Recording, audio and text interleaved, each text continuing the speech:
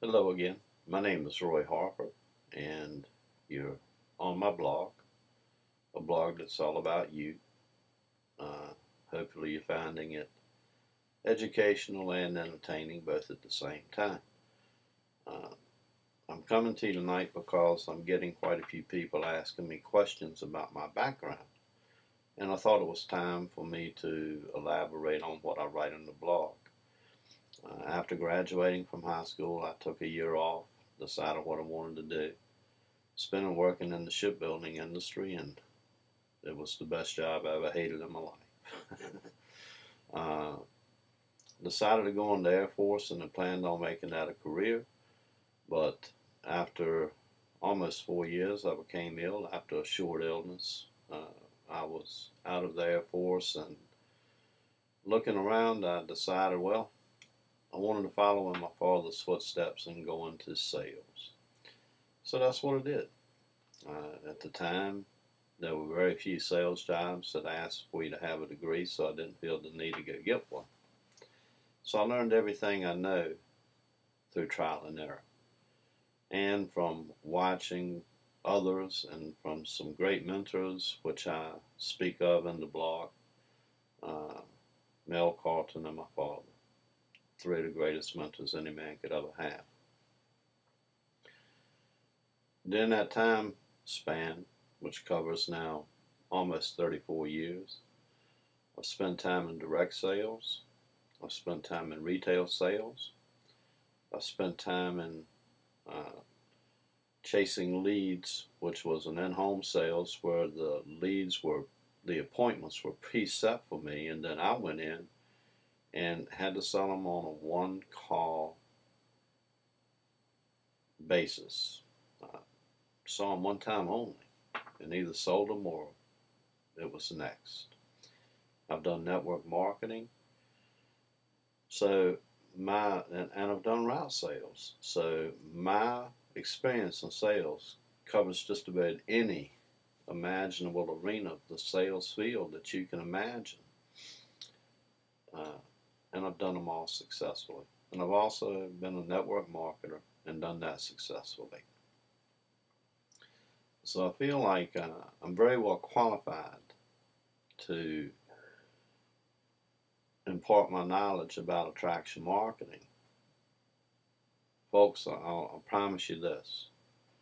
The hardest thing in the world that you'll ever do is walk into somebody's house when someone else set the initial appointment and walk out with several $1,000s of their money to buy a product that you're selling.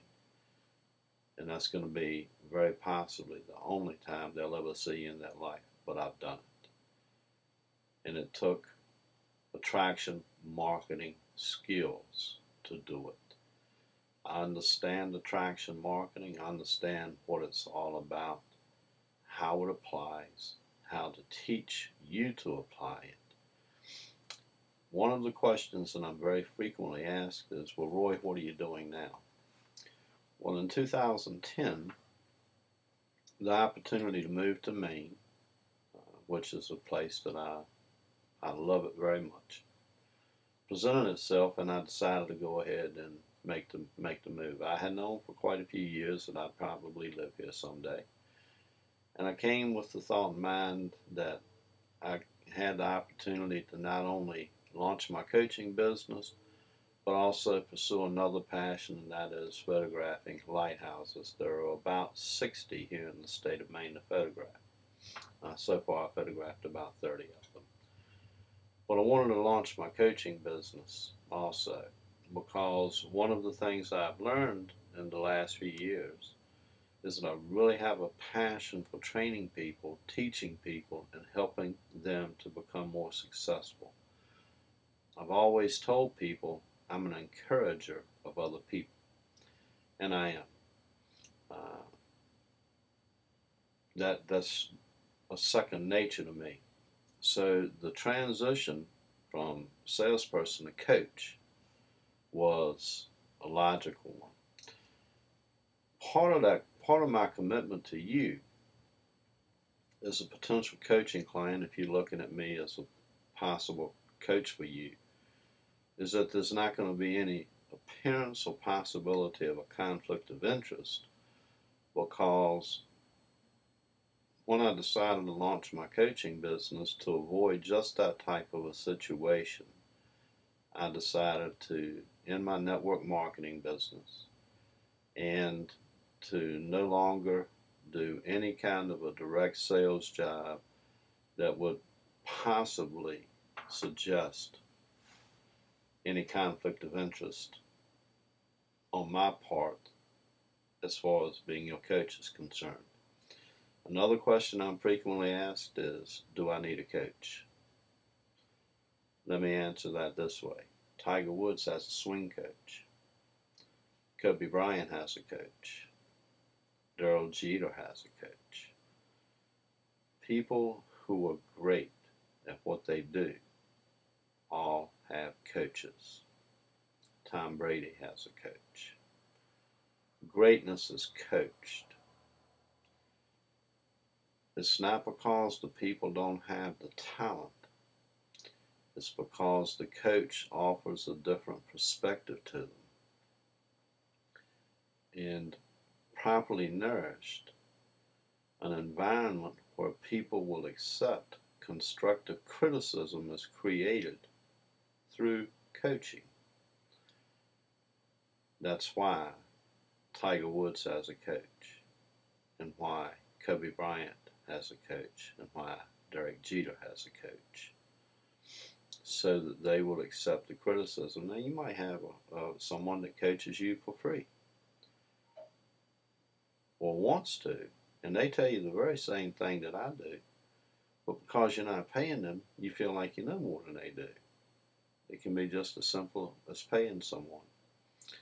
So that's where the coaching comes in, is it creates accountability and fosters an atmosphere that's conducive for you to accept constructive criticism. And then the third thing that I'm asked quite frequently is, well, why do coaches charge so much? I challenge you, take a look at my fees. I don't believe you're going to find fees that are as competitive as mine, anyone that's coaching, at a lower price than I am anywhere. So I'm not trying to get wealthy doing it. I'm doing this because it's something I really enjoy doing. But if I gave it away, you wouldn't appreciate it. And you wouldn't be as apt to apply what I'm teaching. So yes, there is a fee associated, but again, I feel like that you're going to get far more out of it than what you put into it dollar-wise. So I encourage you, take a look around the blog, read the articles that interest you, whether they're on attraction marketing, lighthouses, or healthy living. And once again, I welcome you into my home office here in beautiful, lovely Saco, Maine, and wish you the best of luck always.